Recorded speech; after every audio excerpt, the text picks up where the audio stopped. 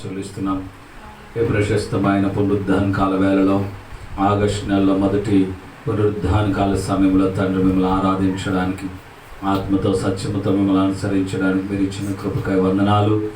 ఈ కోడికలను ఆయన ఈ పునరుద్ధానపు ఆరాధనను ప్రార్థనతో ప్రారంభిస్తుండగా తండ్రి, ప్రారంభం నుంచి ముగింపు వరకు నీ నాయకత్వంలో జరగడానికి ప్రభువా మీరు నిలిచి ఈ కార్యమును దేవునికరంగా జరిగించండి. వచ్చిన ప్రతి బిడ్డను దీవించండి. వస్తున్న వారిని సకాలంలో నడిపించండి యేసయ్య.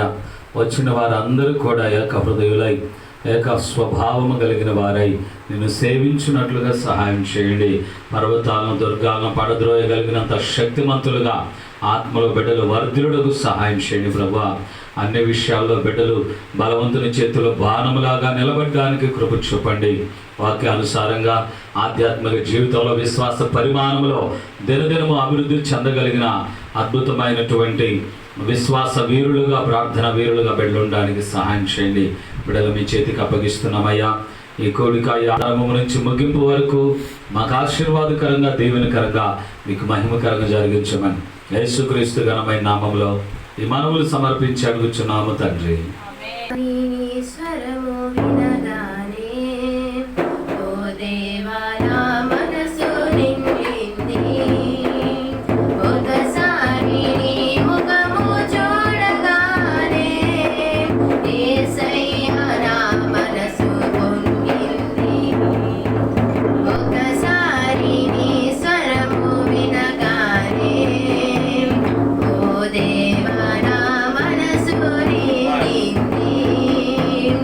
ఒకసారి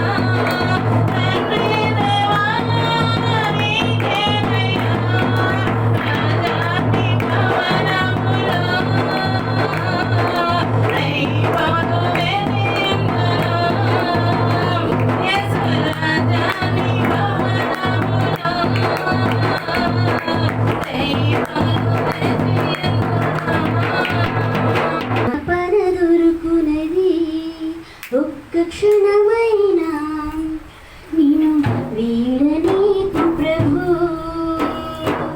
ఒక్క క్షణమైనా నన్ను జారనీకు ప్రభు. ఇది కృపాకాలమిది, క్షమాపణ దొరుకునది. నీ చిత్తము తెలిసి కొనుటకు నిన్నే నేను చూచుటకు, నీ చిత్తము తెలిసి కొనుటకు నిన్నే నేను చూచుటకు, నీ నోటి మాట వినుటకు, నీ నోటి మాట వినుటకు, నిన్నే నేను ప్రకటించుటకు.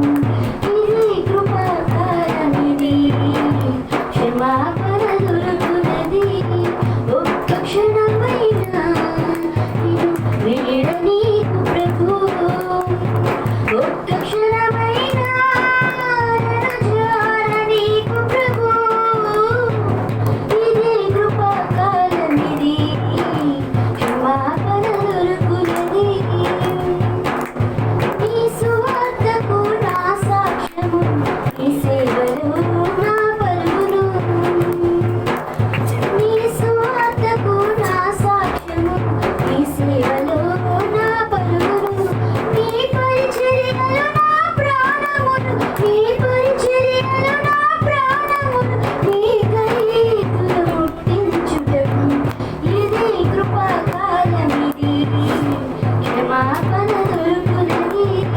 ఒక్క క్షణమైనా నిన్ను వీడనీకు ప్రభు, ఒక్క క్షణమైనా నన్ను జారనీకు ప్రభు.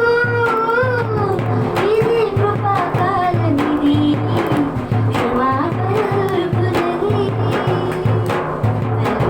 న్యాయాధిపతిగా యేసు వస్తున్నాడు, అధిపతులు యేసు వస్తున్నాడు, అధిపతులు. నేడే రక్షణ దినమండి, మారు మనసు పొందండి. నేడే రక్షణ దినమండి, మారు మనసు పొందండి. ప్రభువాగమనమందు ఆ ప్రభుని చేరండి, ప్రభువాగమనమందు ఆ ప్రభుని చేరండి. నా రాజుగా న్యాయాధిపతిగా యేసు వస్తున్నాడు, అధిపతులు యేసు వస్తున్నాడు, అధిపతులు. ప్రతివాని పాపములకు ప్రతిఫలమిచ్చుటకు, వారి వారి క్రియల చొప్పున జీతం ఇచ్చుటకు. ప్రతివాని పాపములకు ప్రతిఫలమిచ్చుటకు, వారి వారి క్రియల చొప్పున జీతం ఇచ్చుటకు. యేసు వస్తున్నాడు, న్యాయము తీర్చుచున్నాడు. యేసు వస్తున్నాడు, న్యాయము తీర్చుచున్నాడు. న్యాయము తీర్పు తీర్చుకుంది పాపములకు ప్రభు యేసుని చేర్చుకో. న్యాయము తీర్పు జరగక ముందు పాపములకు ప్రభు యేసుని చేర్చుకో. నేడే రక్షణ దినమండి, మారు మనసు పొందండి. నేడే రక్షణ దినమండి, మారు మనసు పొందండి. ప్రభువాగమనమందు ఆ ప్రభుని చేరండి, ప్రభువాగమనమందు ఆ ప్రభుని చేరండి. నేడే రక్షణ దినమండి, మారు మనసు పొందండి. నేడే రక్షణ దినమండి, మారు మనసు పొందండి. ఈ లోక వృక్షములన్నీ కాలిపోగా, పంచభూతములు మహావేణు లయమైపోవు. ఈ లోక వృక్షములన్నీ కాలిపోగా,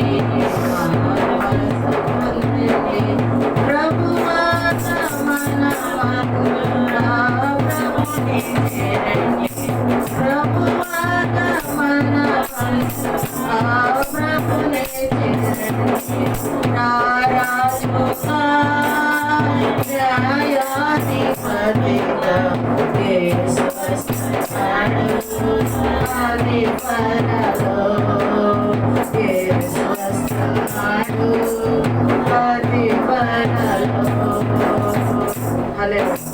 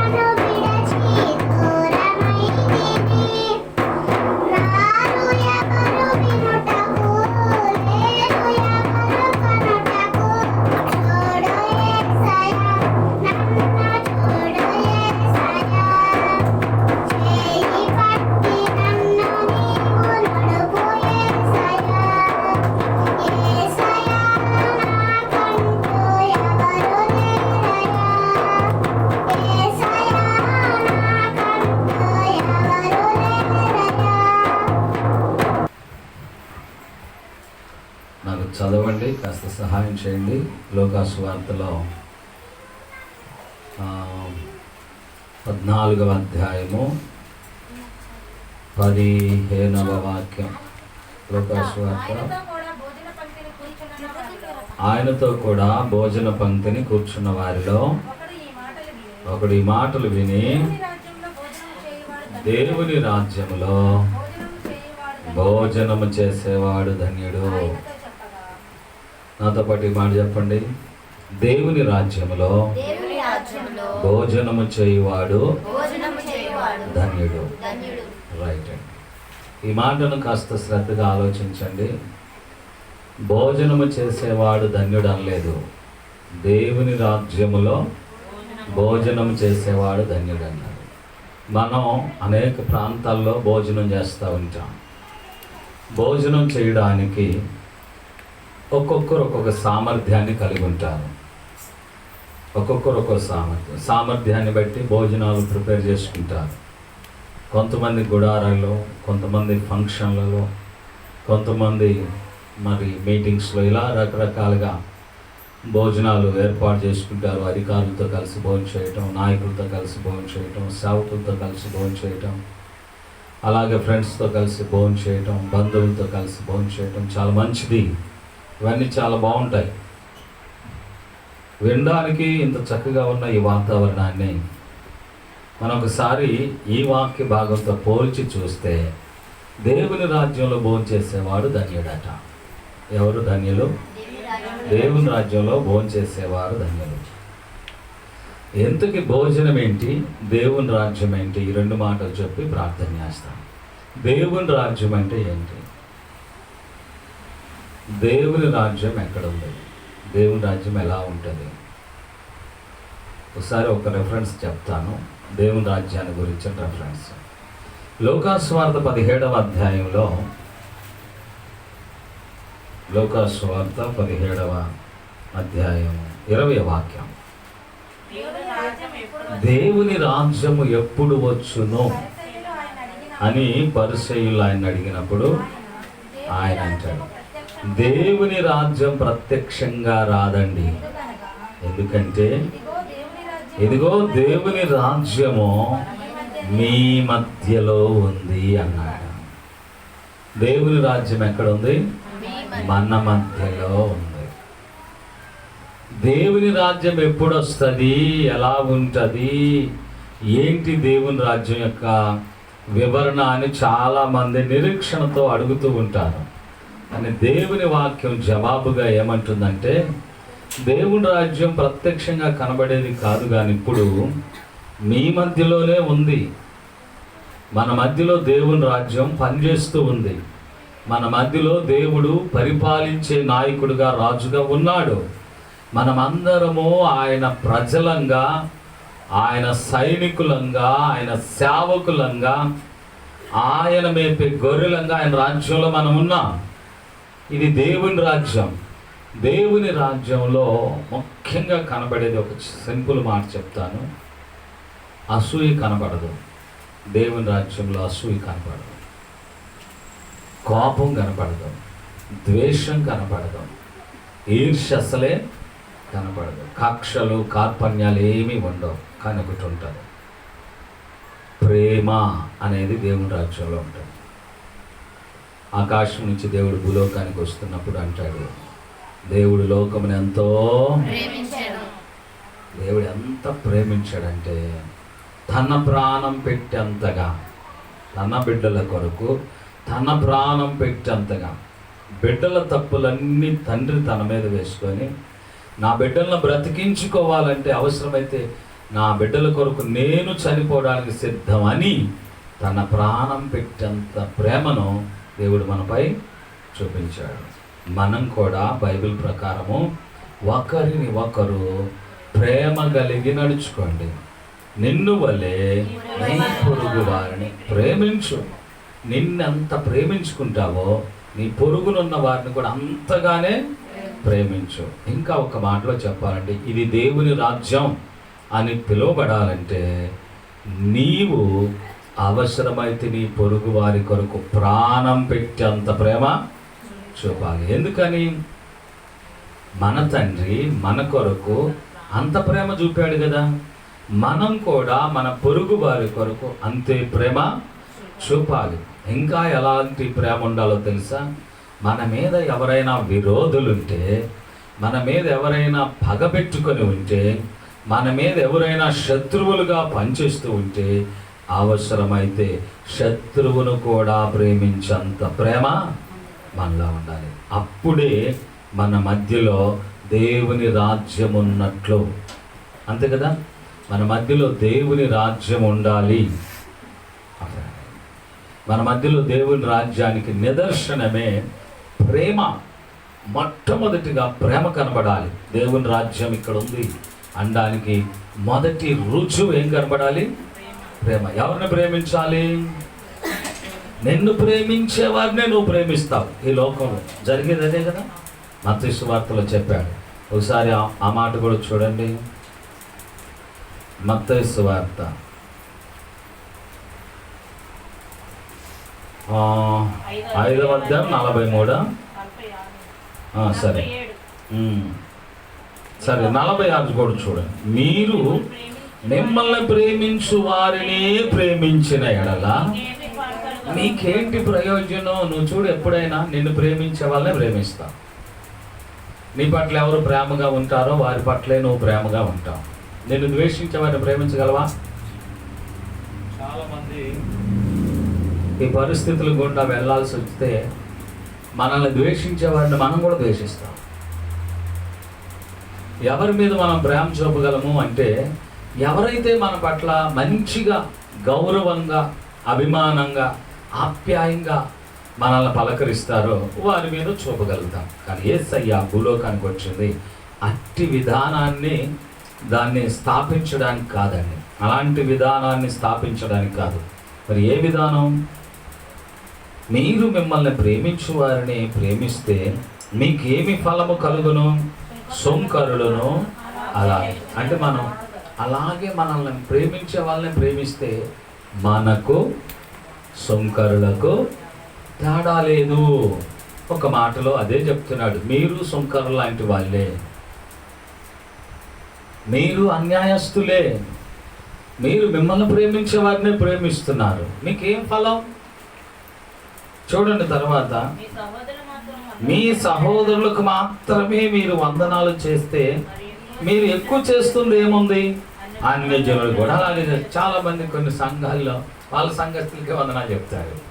ఎదురు సంఘంలో కలిగే మొహం ఎత్తుకొని పక్కకి వెళ్ళిపోతూ ఉంటారు. బైబిల్ గ్రంథం చెప్తుందండి, మనల్ని ఒకవేళ ఎవరైనా ద్వేషించినా వారికి మనం ఏం చేయాలి? వందనాలు చెప్పాలి, ప్రేమను చూపించాలి. అది దేవుని పద్ధతి, అది దేవుని రాజ్యంలో ఉంటుంది. మన మధ్యలో దేవుని రాజ్యం ఉందన్నాడు కదా.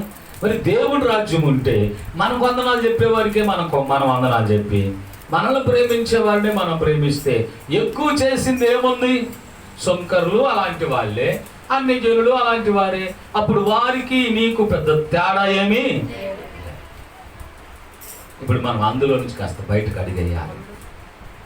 ఆ పొజిషన్లో నుంచి, ఆ మనస్తత్వంలో నుంచి, ఆ విధానంలో నుంచి, ఆ పరిస్థితి నుంచి ఒక్క అడుగు ముందుకు వేద్దాం. ఎట్లా? చూడండి, ఏమని వేయాలి? చూడండి 48వ వచనంలో, మీ పరలోకపు తండ్రి పరిపూర్ణుడు గనుక మీరును పరిపూర్ణులుగా ఉండాలి. పరిపూర్ణత ఉండాలి. ప్రేమలో పరిపూర్ణత. సగం సగం ప్రేమ కాదు, సంపూర్ణమైన ప్రేమ. క్షమించడంలో పరిపూర్ణత. సగం సగం క్షమాపణ కాదు, సంపూర్ణంగా క్షమించాలి. మాట వరుసగా క్షమించడం కాదు, మనస్ఫూర్తిగా. మాట వరుసగా ప్రేమ చూపించినట్టు జనం కోసం చూపించడం కాదు, మనస్ఫూర్తిగా. అందుకొరకు ఉదాహరణ 43వ వచనం చూడండి. నీ పొరుగు వారిని ప్రేమించి నీ శత్రువును ద్వేషించమని చెప్పబడిన మాట మీరు విన్నారు కదా. నేను మీతో చెప్పేది ఏంటంటే, మీరు పరలోకమందున మీ తండ్రికి కుమారులుగా ఉండునట్లు. నువ్వు దేవునికి బిడ్డగా ఉండాలనుకుంటే ఎవరిని ప్రేమించాలి? ఎట్లా ప్రేమించగలమండి? మరి అదే దేవుని ప్రేమ అంటే, మరి అదే దేవుని రాజ్యం అంటే. ఆ విధానంతో కూడుకున్న రాజ్యంలో భోజనం దొరికితే మన అదృష్టం. దేవుని రాజ్యములో భోజనము చేయువాడు ధన్యుడు. దేవుని రాజ్యంలో భోజనం చేయుట మనకు ధన్యత. నిన్నెవరైనా విందుకు పిలవకపోయినా పర్వాలా, ఫీల్ అవ్వకూడదు. నిన్ను ఏ ఫంక్షన్లకైనా రమ్మని ఆహ్వానించకపోయినా పర్వాలా, దానివల్ల మనకు పోయేదేమీ లేదు. ఒకవేళ ఇంట్లో వండిందంతా పూర్తిగా బిడ్డలే తినేసినా పర్వాలా, భోజనం వల్ల నీకు మెప్పు కలిగేదేమీ లేదు. అయితే నీకు దొరకాలి ఒక ప్లేస్. అదేంటంటే దేవుని రాజ్యంలో భోజనం చేసే అదృష్టం. అది ఎక్కడో పరలోకంలో దొరుకుతుంది అనుకోబాకండి, ఇక్కడే. దేవుని రాజ్యం ఎక్కడ ఉంది? మీ మధ్యలోనే దేవుని రాజ్యం ఉంది. ఇక్కడ మనకు భోజనము దొరకాలి. ఆ భోజనానికి మనం అర్హులంగా ఉండాలి. ఈ భోజనాన్ని కొంతమంది భుజించారు, మంచి ఖరీదైన భోజనాన్ని భుజిస్తూ ఉన్నారు. ఒక్కొక్కరు ప్లేట్ 500 రూపాయలు ఖరీదు పెట్టి కూడా అరేంజ్మెంట్లు చేస్తారు. చాలా సంతోషం. స్థాయిని బట్టి మనం చేయొచ్చు. కానీ బైబిల్లో ఒక మాట ఉంది, చూడండి 49వ వచనం, యోహాను సువార్త 6వ అధ్యాయంలో. యోహాను సువార్త 6వ అధ్యాయము 49వ వచనం. మీ పితరులు అరణ్యంలో మన్నాను తిన్నప్పటికీ కూడా చనిపోయారు. అది సంగతి. అంటే ఎంత గొప్ప భోజనం తిన్నా మనం ఏమైపోతామండి? చనిపోతాం. ఎంత ఖరీదైన భోజనం తిన్నా, ఇంకా ఒక మాట, పరలోకపు దేవదూతల భోజనం తిన్నా భూమి మీద ఉన్న మనం ఏమైపోతాం? చనిపోతాం. కాబట్టి ఈ భూమి మీద భోజనం చేసే బిడ్డలారా, దేవుని రాజ్యంలో మీరు భోజనం చేయటం మీకు ధన్యత. ఈ మంచి భోజనం ఎక్కడైనా చేయొచ్చు, ఏ ఫంక్షన్లోనైనా చేయొచ్చు, ఎక్కడైనా, ఏ హోటల్లోనైనా, 5 స్టార్ అయినా 7 స్టార్ అయినా, ఎక్కడైనా నువ్వు చక్కగా భోజనం చేయొచ్చు. కానీ ఒక్కసారి నువ్వు మనసు పెట్టి ఆలోచిస్తే దేవుని రాజ్యంలో భోజనం చేయాలి నువ్వు. దేవుని రాజ్యం అంటే ఏంటి? దేవుని రాజ్యం ప్రత్యక్షంగా వచ్చేది కాదు. దేవుని రాజ్యం ఎక్కడ ఉంది? మీ మధ్య. మీ మధ్య ఉందనడానికి రుజువు చెయ్యాలి. అదేంటంటే ఒకరినొకరు ప్రేమ కలిగి నడుచుకోవాలి. ఇంకా ఒకవేళ ఎవరి మీదనైనా ద్వేషం ఉండా, ద్వేషించే వ్యక్తులు మీ మధ్యలో ఉన్న వారిని సైతం కూడా మనం ప్రేమించి అన్ని విషయాల్లో క్షమించి ముందుకు కొనసాగలిగితే ఇదే దేవుని రాజ్యం. ఇక్కడ మనకు భోజనం దొరికితే ధన్యత. ఏంటా భోజనం? దేవుని రాజ్యం అంటే ఏంటో చెప్పాను. భోజనం అంటే ఏంటి? ఇప్పుడు రండి, యోహాను సువార్త 6వ అధ్యాయంలో 49వ వచనం నుంచి. మీ పితరులు అరణ్యములో మన్నాను తిన్నారు, అయినా చనిపోయారు. కానీ దీనిని తినువాడు చావకుండా ఉండునట్లు పరలోకము నుండి దిగి వచ్చిన ఆహారం ఇది. ఒకసారి వినండి. ఏ ఆహారం తిన్నా, అరణ్యంలో ప్రజలు మన్నాను తిన్నా చనిపోయారు. మరి నా రాజ్యంలో నా పిల్లలు చనిపోకూడదు. నా రాజ్యంలో మరణానికి చోటు లేదు. మరి చనిపోతున్నారే. అయితే దేవుని ఆలోచన తెలుసా మీకు? ఎవడు చావకుండా ఉండునట్లు. మరలా చదవండి 50వ వచనం. దీనిని తినువాడు చావకుండా ఉండునట్లు పరలోకము నుండి దిగి వచ్చిన ఆహారం ఇదే అన్నాడండి. అంటే చావకుండా ఉండడానికి ఆహారం తెచ్చాడు ఆయన. ఈ భూలోకంలో ఉన్న మనం అందరము చనిపోతున్నాం. ఏ ఆహారం తిన్నా చనిపోతున్నాం. మరి దేవుని ఉద్దేశం ఏంటి? దేవుని పిల్లలు చావకుండా ఉండాలి, అంటే మరణించకుండా ఉండాలి. అది దేవుని మనసు. నా రాజ్యంలో మరణించకుండా నా ప్రజలు ఉండాలి. అందుకొరకు వారికి ఇచ్చే ఆహారము పరలోకము నుంచి తీసుకొని వచ్చాడంట. ఏంటి ఆ ఆహారం? చూడండి ఒకసారి 51వ వచనం. పరలోకము నుండి దిగి వచ్చిన జీవాహారమును నేనే. ఎవడైనను ఈ ఆహారమును భుజిస్తే వాడెల్లప్పుడూ జీవిస్తాడు. అప్ప దేవునికి స్తోత్రం. ఎల్లప్పుడూ జీవిస్తాడంట పరలోకము నుండి దిగి వచ్చిన ఆహారాన్ని తింటే. ఏ ఆహారాన్ని? పరలోకము నుండి దిగి వచ్చిన ఆహారాన్ని తింటే. మరొకసారి మొదట మనం ఏం చదువుకున్నాం? దేవుని రాజ్యములో భోజనము చేయవాడు ధన్యుడు. దేవుని రాజ్యములో భోజనము చేయవాడు ధన్యుడు. దేవుని రాజ్యం అంటే ఏంటి? దేవుని రాజ్యం మన మధ్యలోనే ఉంది. అంటే మన మధ్యలో దేవుని రాజ్యాన్ని కలిగిన మనం ఈ రాజ్యంలో ఆయన భోజనం దగ్గర, ఆయన బల్ల దగ్గర భోజనం మనకు దొరుకుట ధన్యత. ఈయన భూమి మీద ఆయన రాజ్యాన్ని స్థాపిస్తున్నాడు. మన మధ్యలో ఆయన రాజ్య స్థాపన జరుగుతుంది కనుక ఆయన రాజ్యములో ఆయన భోజన బల దగ్గర మనకు భోజనము దొరుకుట ధన్యత. ఏ భోజనం? పరలోకము నుండి దిగి వచ్చిన భోజనం కావాలి. ఆ భోజనం దొరికితే ఆ భోజనం తినేవాడు ఎల్లప్పుడూ జీవించే ఉంటాడు. మరి ఏంటది? తర్వాత అంటాడు, మరియు నేనిచ్చు ఆహారము లోకమునకు జీవము కొరకైనా నా శరీరము. ఆ శరీరము జీవమును ఇస్తుంది. ఏమిస్తుంది శరీరము? నా శరీరము మృతతుల్యమైన శరీరం. ఈ శరీరము కొంతలో కనబడి అంతలో మాయమవుతుంది. అంతేకాదు ఈ శరీరము మట్టి శరీరం. ఈ మట్టి శరీరం ఏనాటికైనా మట్టిగానే మన్నుగానే మారిపోతుంది. కాబట్టి ఈ మర్త్యమైన ఈ శరీరాన్ని అమర్త్యతలోనికి తీసుకురావడానికి, ఈ మట్టి శరీరానికి మహిమను తేడానికి దేవుడు పరలోకం నుండి ఒక ఆహారాన్ని తెచ్చాడు. ఆ ఆహారమే ప్రభు అయిన యేసుక్రీస్తు శరీరం. ఆ శరీరాన్ని ఎవరైతే స్వీకరిస్తారో, అది ఆయన రాజ్యములో ఉండి స్వీకరిస్తారో, ఆయన రాజ్యములో భోజనము చేయువాడు ధన్యుడు. ఆయన రాజ్యములో ఆయన శరీరం అనే భోజనం, నిజమైన ఆహారము అనే పేరుందండి దానికి. చూడండి, నిజమైన ఆహారం అనే పేరు. నా శరీరము నిజమైన ఆహారం. 54 నా శరీరము నిజమైన ఆహారము. 55 నా శరీరము నిజమైన ఆహారమును, నా రక్తము నిజమైన పానమునై ఉన్నది. నా శరీరము తిని నా రక్తము త్రాగువాడు నా యందును నేను వాని యందును నిలిచి ఉంటాము. దేవుని శరీరము తిని దేవుని రక్తమును త్రాగువానిలో యేసయ్య నివసిస్తాడట. యేసయ్య ఉంటే మరణం ఉంటదేక?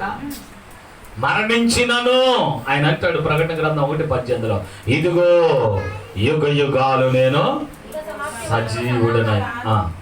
ఇదిగో మరణించిన మృతి నొందితిని గాని 1:18, నేను మొదటి వాడను కడపటి వాడను జీవించేవాడను మృతుడనైతిని గాని ఇదిగో ఇదిగో చూడండి, చూస్తున్నట్టుగా యుగ యుగాలు సజీవుడుగా ఉంటాను. ఆ సజీవుడు యుగ యుగాలు జీవించేవాడు నీలో ఉంటే నీ మరణకరమైన శరీరము ఎల్లప్పుడూ మహిమకరంగా జీవించే ఉంటాది. దేవునికి స్తోత్రం. కాబట్టి దేవుని శరీరము తిని దేవుని రక్తము తాగితే ఆ రక్తము ఆ శరీరం అట నిజమైన భోజనం అట. నిజమైన భోజనం అది. దేవుని రాజ్యములో నిజమైన భోజనం మనకు దొరికితే నిజంగా మనం ఎంత ధన్యులమో. లోకంలో ఎక్కడెక్కడ భోజనాలు దొరుకుతూ ఉంటే మంచి భోజనాలు చేస్తూ ఉంటాం, చాలా సంతోషం. పరలోకంలో దేవదూతల భోజనం కూడా దొరకవచ్చు, ఇంకా సంతోషం. కానీ ఏ ఆహారం తిన్నా మరలా మనం మన్నైపోక తప్పదు. కానీ మన్నైపోకుండా ఉండాలి, నా ప్రజలు బ్రతకాలని దేవుడు తలంచి పరలోకం నుంచి ఒక గొప్ప మంచి ఆహారం, నిజమైన భోజనం తెచ్చాడు. ఆ భోజనాన్ని మనకు దేవుడు తన భోజన బల దగ్గర సిద్ధం చేసి, నా రాజ్యంలోకి రండి అంటే ఇది దేవుని రాజ్యం, మీ మధ్యలోనే ఆ రాజ్యం. ఆయన భోజన బల దగ్గరకు రండి, ఆయన శరీరాన్ని ఆయన రక్తాన్ని మీకు ఆహారంగా నిజమైన ఆహారంగా ఇస్తాడు. ఆ ఆహారం తింటే నేను యుగ యుగాలు సజీవుడిగా ఉన్నట్లు మీరు నా రాజ్యంలో సజీవులుగా యుగ యుగాలు ఉంటారు. అలాంటి పిలుపు ఈరోజు నీకు నాకు మనందరికీ వినబడుతుంది. వినబడిన మనం నిర్లక్ష్యం చేయకుండా ఆయన భోజన బల దగ్గర ఆయన రాజ్యంలో మనం కూర్చోగలిగితే యేసయ్య ఇచ్చే నిజమైన ఆహారం స్వీకరిద్దాం, నిత్య జీవాన్ని స్వతంత్రించుకుందాం. దయచేసి తలలో ఉంచి, ఈ లోకంలో తన వారి కొరకు తన రాజ్యములో తన బిడ్డల కొరకు తన భోజన బల దగ్గర ఈ ఆహారాన్ని సిద్ధపరిచారు. ఈ భోజన బల దగ్గరికి నువ్వు వస్తే ఈ నిజమైన ఆహారాన్ని తిని యుగ యుగాలు యేసయ్యతో జీవించే గొప్ప అవకాశం ఉంది. ప్రార్థన చేస్తాను. ప్రార్థన చేసి కృతజ్ఞతాస్తుతులు చెల్లించి ముగింపబడిన రాత్రి ఒక రొట్టెను ఎత్తుకొని కృతజ్ఞతాస్తుతులు చెల్లించి, ఇది మీ అందరి కొరకు నలగగొట్టబడి విరువబడిన నా శరీరం అని ప్రభువారు పలికారండి. మీ కొరకు ప్రభు శరీరం విరుగబడి నలగొట్టబడి ఆకాశంలో భూమికి మధ్యన వ్రేలాడుతూ ఎండలో భయంకరమైన వేడిలో శోధన శ్రమ ఎంతో నరకయాతను అనుభవించి ఆ ఆహారం మీ కొరకు సిద్ధం చేయబడింది. ఆ ఆహారం నిజమైన ఆహారం అండి. ఆయన శరీరం నిజమైన ఆహారం అండి. ఆ జీవాహారాన్ని మీకు సిద్ధం చేసి తీసుకుని వస్తున్నాం. ప్రార్థన చేద్దాం. ఈ ఆహారాన్ని విరిచి నీ బిడ్డలకు వడ్డిస్తుండగా నీ బిడ్డలు అందుకు సిద్ధ మనసును కలిగి ఉండటానికి సహాయం చేయండి. నీ కృప వారికి ఎల్లప్పుడూ తోడుగా ఉంచండి. నీ సన్నిధిలో వారు నిజమైన భోజనం దగ్గరికి వచ్చారు. వారిలో ఉన్న పాప దోషాలను కడిగి, వారిలో ఉన్న అపవిత్రతను కడిగి ప్రభువా పరిశుద్ధమైనటువంటి జీవితం జీవించేటందుకు ఇదో గొప్ప అవకాశంగా బిడ్డలు స్వీకరించడానికి, ఇదో గొప్ప ఉన్నతమైన భాగ్యంగా బిడ్డలు భావించడానికి మీరు కృప చూపమని ప్రార్థన చేస్తారు. యేసయ్య పేరట విరిచి వడ్డిస్తున్నాము తండ్రి.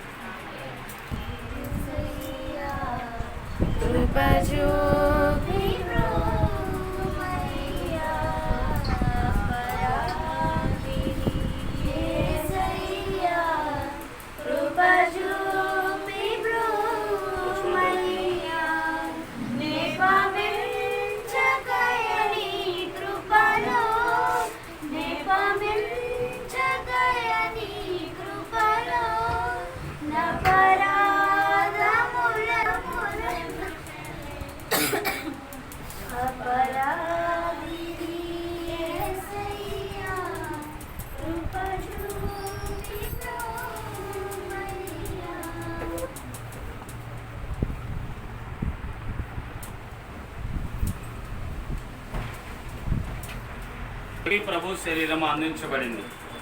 సిద్ధపడి ఉన్న వారిలో ఇంకెవరికైనా ప్రభు శరీరం అందకపోతే మీ కుడి చేయి చూయించండి, మీ వద్దకు ప్రభు శరీరాన్ని తీసుకుని వస్తాం. అందరికీ ప్రభు శరీరం అందినట్లయితే చిన్న ప్రార్థన చేసుకొని ప్రభు శరీరాన్ని స్వీకరించడానికి ఇష్టపడదాం. కృపగల మా తండ్రి పరిశుద్ధుడా, నీకు వందనాలయ్యా. నిజమైన ఆహారాన్ని మా కొరకు సిద్ధం చేసి మా పాప దోషములను పరిహరించడానికి స్వామి దేవునితో సమానునిగా ఉండటం విడిచిపెట్టకూడని భాగ్యమని ఎంచుకోలేదు, కానీ నేను నీవు తగ్గించుకొని భూలోకంలో రిక్తుడిగా జన్మించి మా దోషములు మా పాపములు నీ వీపు మీద ఆ భయంకరమైన గొల్గొతా కలువరి సిలువలో దేహమంతా నాగడు చాలవలే దున్నబడుతున్నా నోరు తెరవలేదు కదయ్యా, మౌనంగానే ఉండిపోయావు కదయ్యా. పైగా మా నిమిత్తమై నీవు మాట పలుకుతున్నావు. తండ్రి, వీరు నీ బిడ్డలయ్యా, వీరేం చేయుచున్నారో వీరెరుగరు ప్రభు, వీరిని క్షమించమని ఆఖరి రోజుల్లో ఆఖరి సమయంలో కూడా మా కొరకు క్షమాభిక్ష పెట్టిన దేవా, నిజమే నాయన. మేమేం చేస్తున్నామో కొన్ని సందర్భాల్లో మేము ఎరుగనటువంటి వారంగా ఉంటున్నాం అయ్యా. అట్టి మమ్మలను ప్రేమించి కరుణించి క్షమించి నీ భోజన బల దగ్గర జీవాహారం కొరకు నడిపించావు కదయ్యా. ఎంతైనా నువ్వు నమ్మదగిన దేవుడవయ్యా. మా వారే మమ్మల్ని కాదంటున్నా నీవు మాత్రం ఎల్లప్పుడూ మా వైపు చేతులు పిలుస్తూనే ఉన్నావయ్యా. ఇది నాన్న నీ దగ్గరకు మేము వచ్చాం. వచ్చిన ప్రతి ఒక్కరిలో ఏదైనా కనబడని దోషం ఉంటే ప్రభు ఆ బిడ్డను క్షమించండి. మీ భోజనాన్ని వారికి వడ్డించాం. ఆశీర్వాద భోజనముగా, నిజమైన భోజనముగా అయ్యా, పరలోకం నుండి దిగి వచ్చిన భోజనముగా వారు భుజిస్తున్నారయ్యా. ఈ భోజనం భుజించినప్పుడు వారి శరీరము మన్నైన శరీరము మహిమ శరీరంగా మార్పు చెందడానికి, మృతతుల్యమైన శరీరము జీవము కలిగిన శరీరంగా మార్పు చెందడానికి మీరు కృప చూపమని ప్రార్థన చేస్తూ వడ్డించబడిన ఆహారమును దీవిస్తూ మీ మహిమ కొరకు బిడ్డలను రూపాంతరపరచమని యేసయ్య పేరిట ఈ మనవులు సమర్పించి భుజిస్తున్నాము తండ్రి. ఆమె ప్రభు జీవాహారంగా భుజించుదాం. చెల్లించి మీ అందరి కొరకు చిందించబడిన నా రక్తమని ప్రభు వారు పలికినట్లుగా ప్రభు రక్త పాత్రకు కృతజ్ఞతాస్తుతులు చెల్లించి మీ అదుపు తీసుకుని వస్తాను. ప్రేమగల తండ్రి, పరిశుద్ధుడానికి వందనాలయ్యా. మా కొరకు కలువరి సిలువలో ఆఖరి రక్త బొట్టు వరకు కూడా చిందించింది. సర్వపాప పరిహారంగా రక్తాన్ని చిందించాలని అయా, లోకంలో పరిశుద్ధుని రక్తము ఒక్క నీ వద్దనే మాకు దొరికింది ప్రభువా. నీ రక్తము ద్వారా మా పాపములు కడిగివేయబడుతున్నాయి. మేము నీతిమంతుల వరుసలో నిలబడగలుగుతున్నాం నాయన. అపవాది శక్తిని కూడా జయించగలుగుతున్నామయ్యా. అట్టి రక్తాన్ని మాకు సిద్ధపరిచిన దేవానికి స్తోత్రాలు. ఇది నిజమైన పానీయం అన్నావు నాయన. ఈ పానీయాన్ని మేము స్వీకరించి మృతతుల్యమైనటువంటి మా రక్తమును అయా జీవం కలిగిన రక్తంగా మార్చుకోవడానికి ఈ రక్త పాత్రను మాకు అందిస్తున్నందుకు స్తుతిస్తూ యేసయ్య పేరిట ఈ రక్త పాత్రలు ప్రజలకు చారవేస్తున్నాము తండ్రి. కడిగి పవన పరచును నీ రక్తమే నన్ను శుద్ధీకరించున్. నీ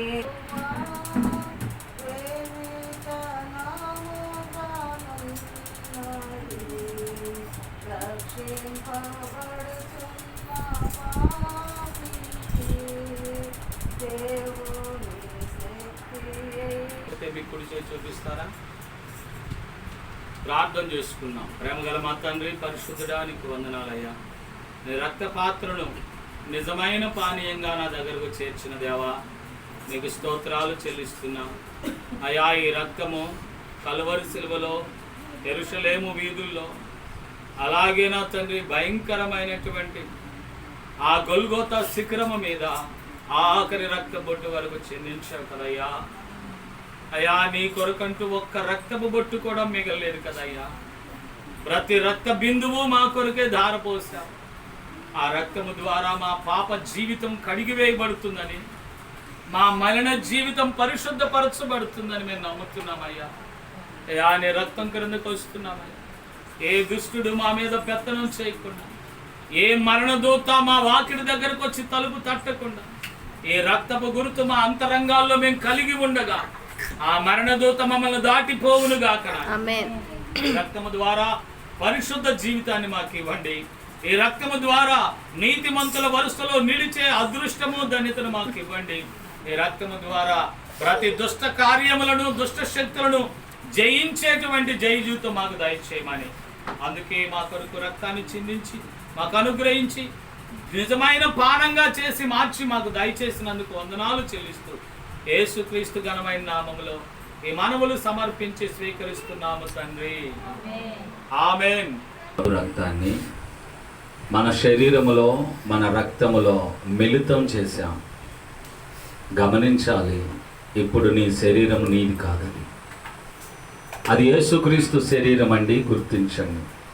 నీలో ప్రవేశిస్తున్న ఆ రక్తము నీది కాదు, అది యేసుక్రీస్తు రక్తం అని గుర్తించండి. ఇప్పుడు నీలో ప్రవహిస్తుంది యేసయ్య రక్తం. నీ శరీరంపై కప్పబడింది యేసయ్య శరీరం. పాతవి గతించాయి, క్రొత్తవైపోయాయి. ఇక జీవించాల్సింది నువ్వు కాదు, నీలో క్రీస్తు బ్రతకాలి. పౌలు గారు అన్నాడు, నేను క్రీస్తుని పోలి నడిచాను, మీరు నన్ను పోలి నడుచుకోండి. ఇప్పుడు మనం క్రీస్తుని పోలి నడుచుకోవడానికి, క్రీస్తు లాంటి త్యాగపూరితమైన జీవితం జీవించడానికి ప్రార్థన చేద్దాం. ప్రేమగల మా తండ్రి, పరిశుద్ధుడ, వందనాలయ్యా. నన్ను నీ రూపంలోనికి మార్చి నా మరణకరమైన జీవితాన్ని రూపాంతరపరిచిన దేవా, నీకు వందనాలు చెల్లిస్తూ ఉన్నాను. పాతవి గతించాయని, సమస్తము నా జీవితం క్రొత్తదిగా మార్పు చెందిందని, క్రీస్తును పోలి జీవించే జీవితం నాకు అనుగ్రహించబడిందని విశ్వసిస్తున్నానయ్యా.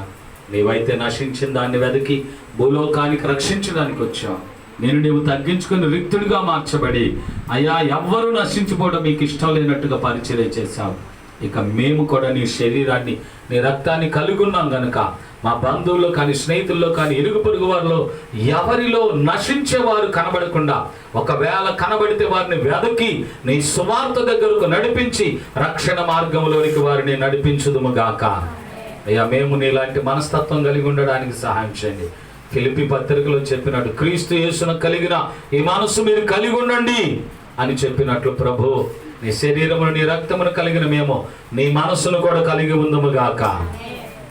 నీ రాజ్య వ్యాప్తి కొరకు కష్టపడుదుముగాక. నీ రాజ్యములో భోజనం చేసిన మేము ధన్యులమన్నాం.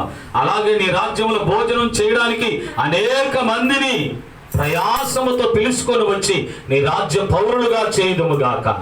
అందుకు మాకు మీ బలం ఇవ్వండి, అందుకు మీ కృపనివ్వండి, అందుకు మీ ప్రోత్సాహం ఇవ్వండి, అందుకు మీ త్యాగాన్ని వినియోగించుకోవడానికి అవకాశం దయచేయండి.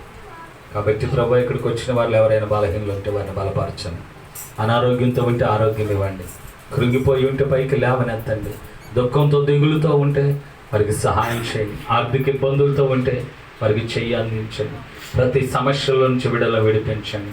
ఏ మేలు కొరకు ఆశతో నీ సన్నిధిలో నీ తట్టు చేతులు చాపారో వారందరికీ నీ కృప సమృద్ధిగా తోడయుండునుగాక. తప్పక సహాయం చేయండి. వచ్చిన ప్రతి బిడ్డను దీవిస్తున్నాం. మరో పర్యాయం మేము కలుసుకున్నంత వరకు నీ సన్నిధి తోడించమని యేసయ్య పేరటి మనవులు సమర్పించి అడుగుచున్నాను తండ్రి. ఆమేన్. దేవుని ప్రేమయో, కుమారుడైన యేసుక్రీస్తు ప్రభువారి కృపయో, పరిశుద్ధాత్ముని సన్నిధి సహవాసములో చేరిన మనకు సకల పరిశుద్ధులకు ఇప్పుడు ఎల్లప్పుడు సదాకాలం తోడయుండునుగాక. నాతో పాటు అందరూ చెప్తారా? ఆమేన్, ఆమేన్, ఆమేన్. ఓకే, అందరికీ వందనాలు. గుర్తుంది కదా, 6 గంటలకు వచ్చేస్తాయి.